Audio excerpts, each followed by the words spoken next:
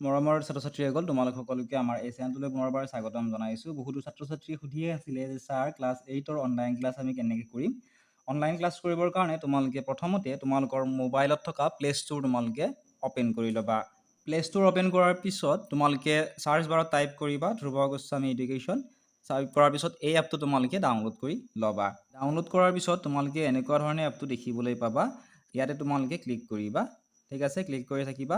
Click কৰাৰ পিছত তোমালোকে দেখিবলৈ পাবা গেট ষ্টাৰ্টেড, ইয়াতে ক্লিক কৰি দিবা। গেট ষ্টাৰ্টেডত ক্লিক কৰাৰ পিছত তোমালোকে ৰেজিষ্টাৰ বুলি দেখিবলৈ পাবা। প্ৰথমবাৰ যিহেতু তোমালোকে এপটো ডাউনলোড কৰিছা, ৰেজিষ্টাৰ কৰিব লাগিব। ইয়াতে তোমাৰ নামটো লিখিবা ধুনীয়াকৈ, তোমাৰ মোবাইল নাম্বাৰটো দিবা।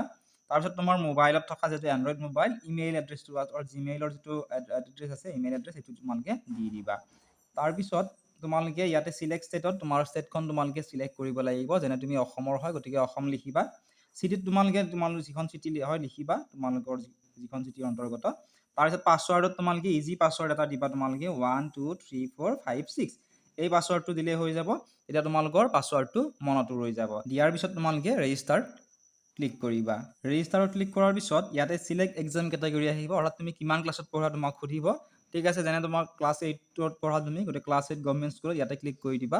দিয়াৰ পিছত তুমি কণ্টিনিউত ক্লিক কৰিবা। কণ্টিনিউত ক্লিক কৰাৰ পিছতে এনেধৰণে তোমালোকে দেখিবলৈ পাবা, যেনে class 8 general science Assamese medium, ইয়াতে ক্লিক কৰিবা। ঠিক আছে, অনলি 100 ৰুপিজ হয় 1 ইয়াৰৰ কাৰণে। ইয়াতে ক্লিক কৰি তোমালোকে বাই নাওত ক্লিক কৰি এই কোৰ্চটো তোমালোকে বাই কৰিব পাৰিবা।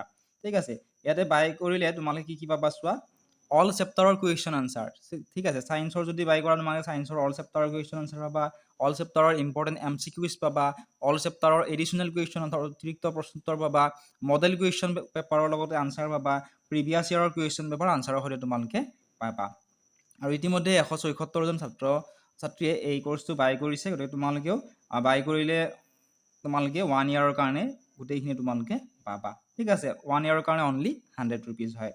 আৰু ইয়াতে তোমালোকে প্ৰিভিয়াছ এক্সাম পেপাৰ ইয়াতে ক্লিক কৰি তোমালোকে ক্লাছ 8ত ক্লিক কৰিবা।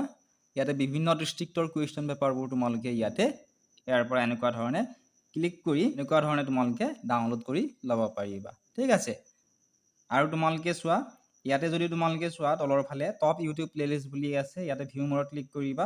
ইয়াতে তোমাক ধৰা ক্লাছ 8ৰ NIMS এক্সামৰ কুৱেশ্যন পেপাৰৰ আনচাৰসমূহ লাগে, ইয়াতে ক্লিক কৰি দিবা। দিয়াৰ লগে লগে তোমালোকে আমাৰ ইউটিউব চেনেলটোৰ যিটো প্লেলিষ্ট ছেকশ্যন এইটো অ'পেন হৈ যাব।